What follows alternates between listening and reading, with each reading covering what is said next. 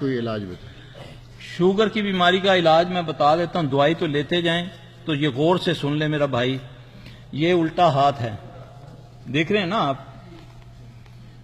اب اس کو یہاں دن میں 2 بار آپ کر سکتے ہیں، یہاں سے پکڑنا ہے، یہ چھوٹی انگلی کی جو سینٹر والی جگہ ہے نظر آ رہی؟ یہاں سے پکڑ، بالکل سرے سے نا، اس کو پکڑ کے آپ نے پڑھنا ہے، یہ ان کے 5 منٹ یہ عمل کرنا ہے۔ کس طرح؟ یہاں سے پکڑا، سبحان اللہ والحمدللہ ولا الہ الا اللہ واللہ اکبر ولا حول ولا قوت الا باللہ العلی العظیم پڑھ کے چھوڑ دو، ٹھیک ہے؟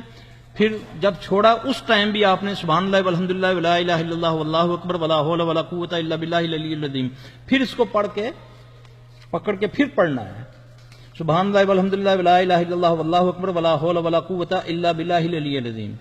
یہ 5 منٹ عمل کرنا، سمجھ آ رہی ہے آپ لوگوں کو؟ 5 منٹ کرنا ہے۔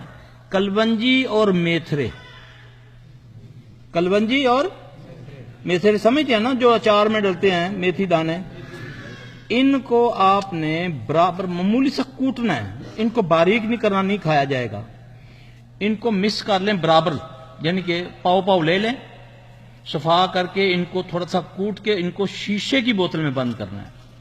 دن میں کسی وقت بھی چائے والا ایک چمچ لے لیں، ٹھیک ہے؟ تو بڑی احتیاط کرنی ہے، شوگر ایک دم غائب ہوتی ہے، یہ نہ ہو کہ کم شوگر جو ہے زیادہ شوگر والے سے زیادہ خطرناک ہوتی ہے۔ دوا بھی بتا دی، دعا بھی بتا دی، ٹھیک ہے جی؟ بچے کو جو شوگر ہوگی اس کو دم سے ٹھیک ہوگی، اس کو دم کریں،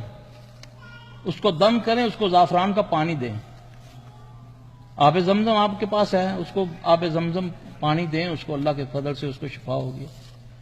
بچہ کتنی عمر کا ہے؟